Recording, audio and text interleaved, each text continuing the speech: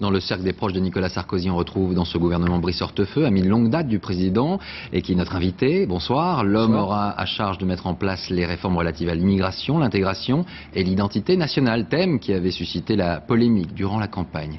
Loïc Delamornay, Audrey Goutard et Grégory Vasseur. Passation de pouvoir à 3. Brice Hortefeux, nouveau ministre de l'immigration et de l'identité nationale, prend en effet à Michel Alliot-Marie certaines institutions comme la police aux frontières. Mais il ne lui a pas encore volé ses bureaux place Beauvau. François Baroin part dans sa voiture, Michel Alliot-Marie campe sur son perron.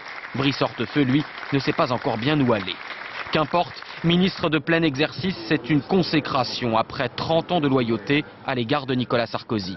J'étais déjà très ému quand je suis rentré pour la première fois dans son bureau de président de la République. C'était un moment très fort, très intense. C'est à pied qu'il se rend au premier conseil des ministres. Sur ses épaules pèse un super ministère regroupant le co-développement, l'immigration et surtout l'identité nationale, un intitulé très controversé au cours de la campagne. 1981, à côté de Nicolas Sarkozy, déjà Brice Hortefeux.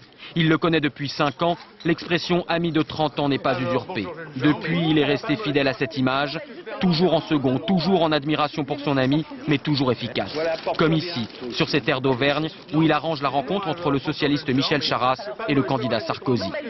Autrefois étudiant moyen, c'est devenu un travailleur et un entremetteur infatigable. Comme ici, entre les deux tours, lorsqu'il tente, auprès d'un député UDF, un rapprochement entre Sarkozy et Bayrou.